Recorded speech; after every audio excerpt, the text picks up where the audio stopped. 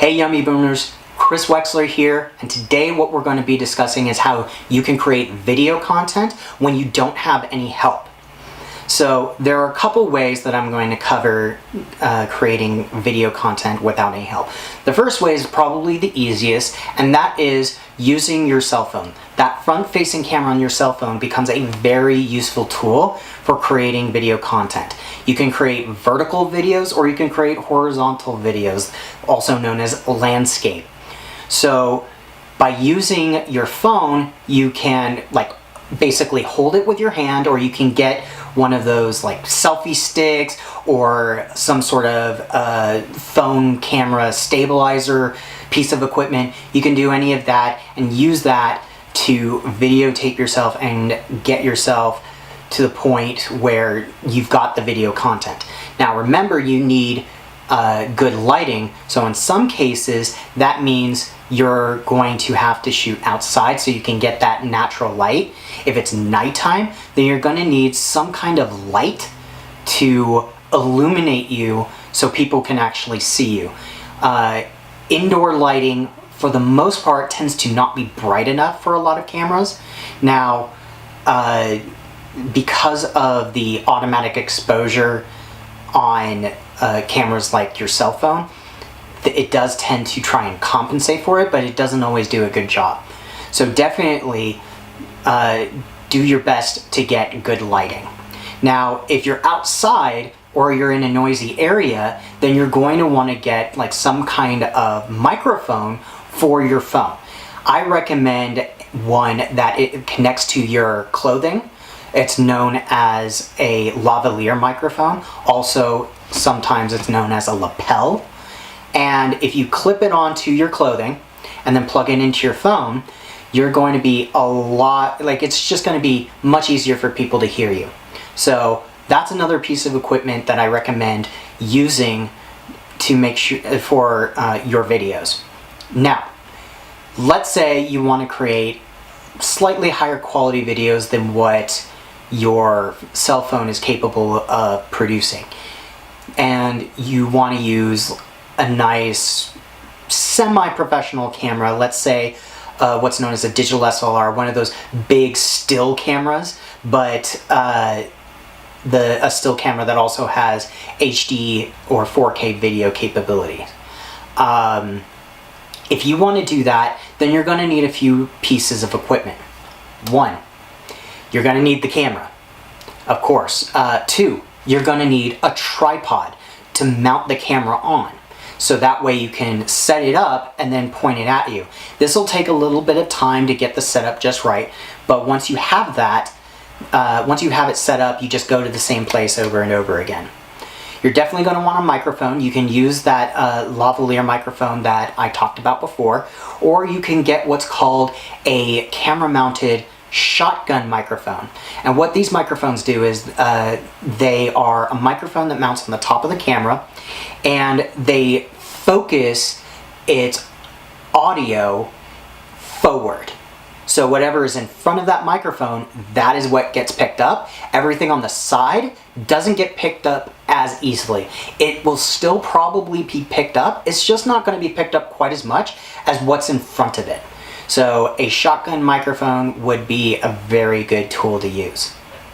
Now, if you're in a situation where you don't have very good lighting, then you're going to need to buy some lights. Now, in some cases, one thing that you can get is you can get a light that literally goes around. There are certain lights that are rings that are meant to go around the lens of the camera. So it doesn't shine directly into the camera, but it shines directly onto you.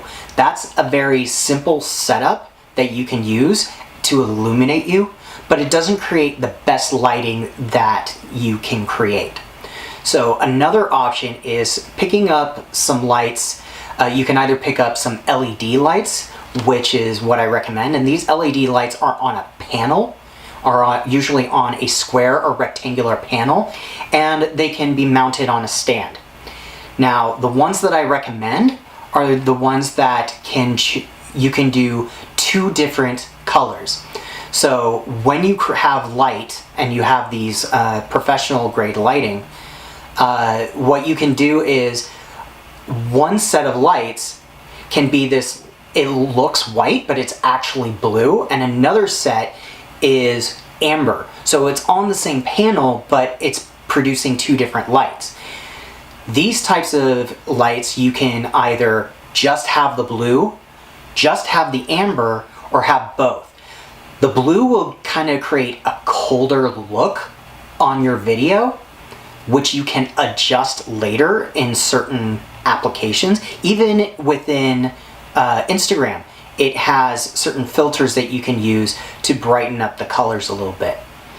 If you use the amber lights, that's going to give it a bit of a warmer look, and warmer tends to be a bit more inviting.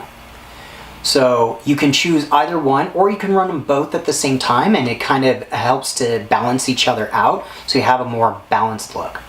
So I don't recommend just having one of these. I recommend having a minimum of two. You would have a minimum of two. So one would be at a higher brightness level. So let's say you have one that is 1000 watts. So that will be kind of angled at one side, and that's going to be kind of like angling like maybe that way. And then you have another panel, and that's going to be like half of what the other one is. So if you've got a 1000 watt, then the other one was probably going to be a 500 watt, and that's going to be from the other side. So while the other one's like this way, while the first one is this way, and that's known as your key light, the other one is going to be that way. So it's going to be even more off to the side, and it's also that's known as your fill light. So it's filling in the shadows, so you don't have these harsh shadows that are making you look unattractive, basically. So you want a minimum of two. Now, if you want to get really advanced, you can. There is something known as the hair light, which is basically a light somewhat behind and above the head, and it's literally there to light up the hair and give it a nice glow. Those are usually really low wattage. Those are going to be anywhere from 100 to 250 watts. So you can do that. There's also known as background lights. So let's say you've set up a backdrop, and the backdrop is a white backdrop. Then what you can do is you can have that white backdrop, and it'll be set up with you standing in front of it. And then you can have one light on either side, and it's shining directly onto the backdrop. Not onto you, it's shining onto the backdrop. And the reason why you want to do that is it helps to blow out, especially if you're like it's white and you've got two like 1000 watt lights on it. Then what it's going to do is it's going to make the background really bright, and it's going to blow it out.